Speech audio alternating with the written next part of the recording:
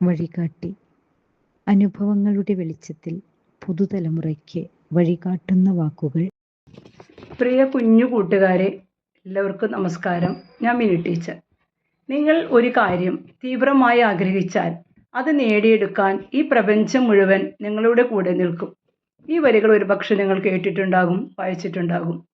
വിശ്വവിഖ്യാത എഴുത്തുകാരനായ പൗലോ കൊയ്ലോയുടെ the alchemist എന്ന മനോഹരമായ നോവലിലെ വരികളാണിത്. ഈ നോവലിലെ സാന്റിയാഗോ എന്നൊരു ഇടയച്ചെറുക്കൻ്റെ കഥ മനോഹരമായി പ്രതിപാദിച്ചിരിക്കുന്നു. ആ ഇടയച്ചെറുക്കന് ഉണ്ടായ ഒരു സ്വപ്നം, ഈജിപ്തിലെ പിരമിഡുകൾക്കിടയിൽ തനിക്കൊരു നിധി ഒളിഞ്ഞിരിപ്പുണ്ട് എന്നുള്ളൊരു സ്വപ്നം കാണുകയാണ്. അത് തേടിയുള്ള യാത്രയാണ് ഈ നോവലിൻ്റെ പ്രമേയം. കേവലം നിധി തപ്പി നടക്കുന്ന ഒരു കഥ മാത്രമല്ല ഇത്. ജീവിതത്തിൻ്റെ പല പാഠങ്ങളും നമ്മെ പഠിപ്പിച്ചുകൊണ്ടുള്ള ഒരു യാത്രയാണിത്. ഒരു നല്ല ലക്ഷ്യം അല്ലെങ്കിൽ ഒരു നല്ല സ്വപ്നം നമുക്കുണ്ടെങ്കിൽ അത് നേടിയെടുക്കാൻ നമ്മൾ കഠിനമായി പരിശ്രമിച്ചാൽ നമ്മളോട് കൂടെ എല്ലാവരും ഉണ്ടായിരിക്കും, അനുകൂല സാഹചര്യങ്ങളും വരും എന്നൊക്കെ നമ്മളിത് ഓർമ്മിപ്പിക്കുകയാണ്. ഈ യാത്രയിലെ, ഈ നിധി തേടിയുള്ള യാത്രയിലെ സാന്റിയാഗോ ഒരുപാട് നല്ല മനുഷ്യരെ കണ്ടുമുട്ടുന്നുണ്ട്. അതുപോലെ തന്നെ ഒരുപാട് പ്രതിസന്ധികളെയും തരണം ചെയ്യുന്നുണ്ട്. പ്രകൃതിയുടെ പല ക്രൂരമായ മുഖങ്ങളെയും നേരിട്ടുകൊണ്ടാണ് സാന്റിയാഗോ തൻ്റെ ലക്ഷ്യത്തിലെത്തുന്നത്. അപ്പോൾ പ്രകൃതിയെ തിരിച്ചറിയാൻ അവൻ പഠിക്കുകയാണ്.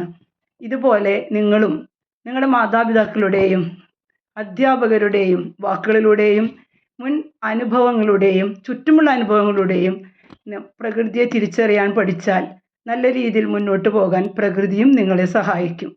ഈ കഥയിലെ, ഈ യാത്രയുടെ അവസാനം താൻ തേടി നടന്ന നിധി താൻ നിന്നിരുന്ന സ്ഥലത്ത് തന്നെയാണെന്ന് തിരിച്ചറിവാണ് സാന്റിയാഗോവിന് ലഭിക്കുന്നത്.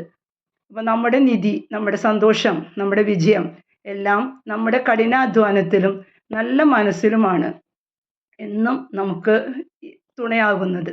ഇത് നമ്മുടെ ഓർമ്മയിലേ ഉണ്ടായിരിക്കണം.